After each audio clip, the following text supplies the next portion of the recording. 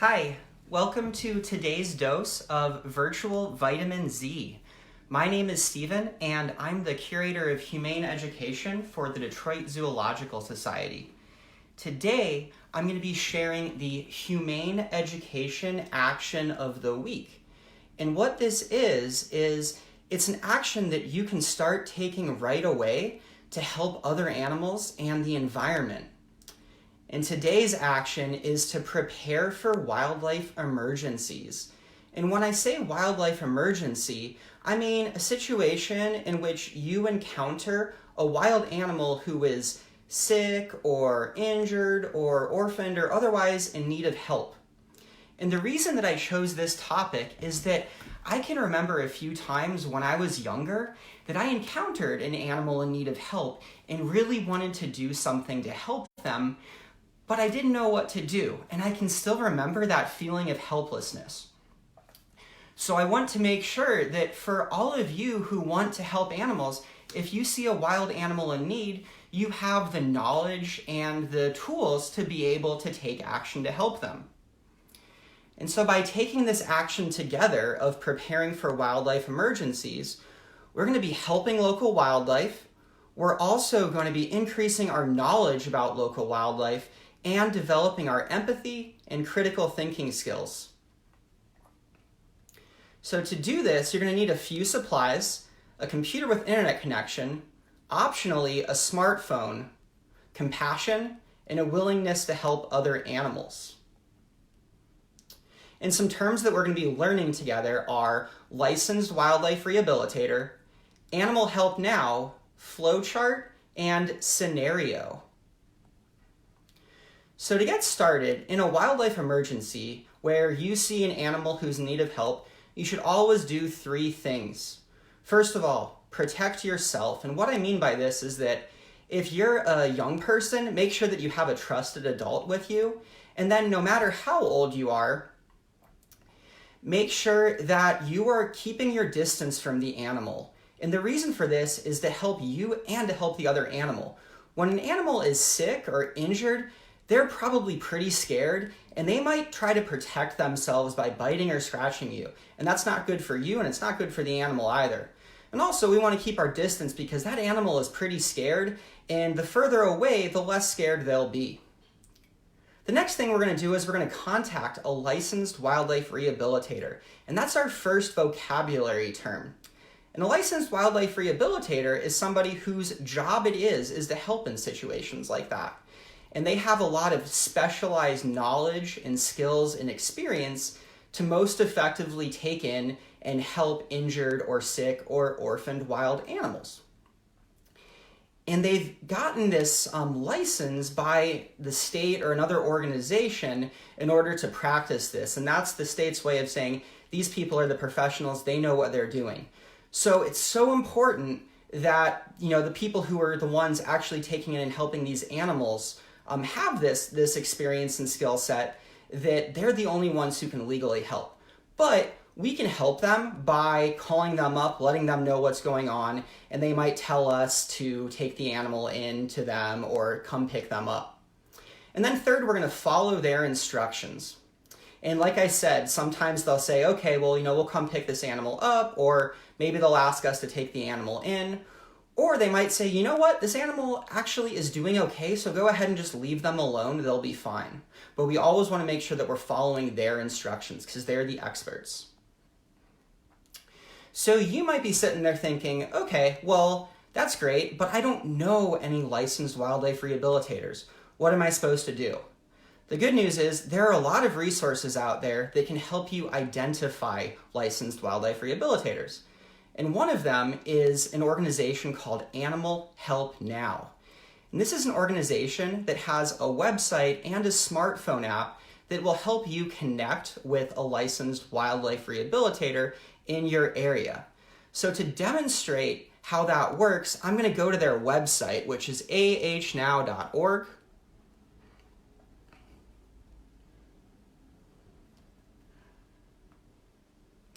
And the first thing that it's going to ask is what your location is. So in this case, I said I'm in Detroit, and then it's going to give me the option of clicking on wildlife emergency. and it's going to bring up a notification. And this notification is going to let us know that we need to make sure to protect ourselves and be safe. And it's important to read through this notification every time because it's so important that we stay safe and we keep this animal safe. So I'm going to click OK.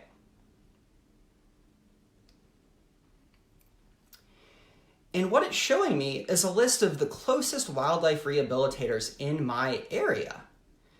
And some rehabilitators focus on some animals but not others, so it's important to choose one who can help you with the specific animal species you have.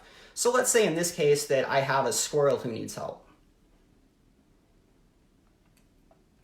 I'm going to click on the link for a rehabilitator, and then it's going to give me their contact information. So I'm not actually going to call them because I'm not really in an emergency, and it's important not to contact people if you're not in an emergency. But this is what I would do if I were in an emergency. So it's good to practice knowing where to find the information to be prepared to most effectively respond in an emergency. Another really cool resource that Animal Help Now offers is they offer what's called a flowchart. And a flowchart is our next vocabulary word, and that is a tool that people can use to help them make decisions. And lots of different people use flowcharts. Doctors use them, scientists use them, and wildlife rehabilitators use them. So when we call a wildlife rehabilitator, they would use a flowchart to help make a decision about what to do. And we can help them by pulling up a flowchart from Animal Help Now so that we know what kinds of questions they might ask us. So here's an example of a flowchart. In this case, it's as if we found a baby bird.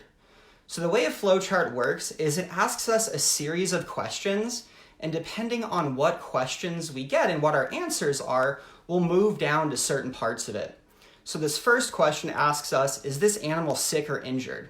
And let's say for this case, no, the animal's not sick or injured, we just found a baby bird. So we would say no. The next question it would ask then is the bird feathered? And let's say in this case, we don't see any feathers, so no. It'll take us to another question. And we can follow these questions until we end up with a decision. And sometimes that decision will be to, bring the animal in. Other times it'll be to leave the animal alone. But it's important to make this decision in conversation with a licensed rehabilitator because they are the experts. And it's called a flowchart because you flow down the diagram. So what we're going to do now is we're going to practice.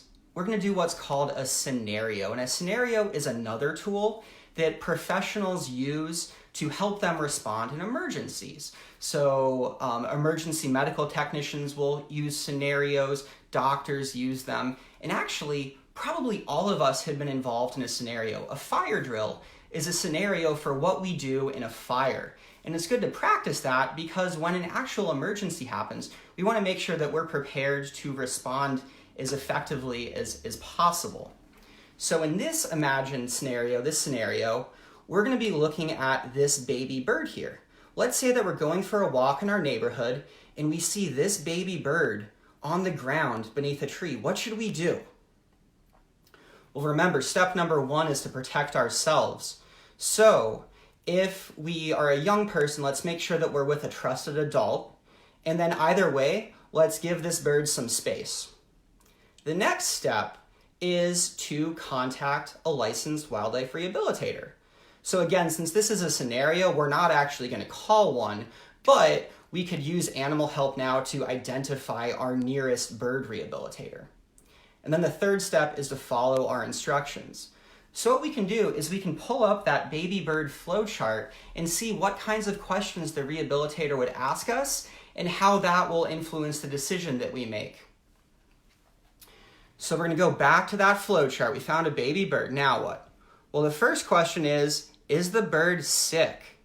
And from that picture, I would say, no, the bird's not sick or hurt. The bird's just on the ground, which maybe seems a little bit unusual. So we would say no and go to the next question. And that question is the bird feathered? So thinking about that picture, the bird did have feathers, so we would say yes.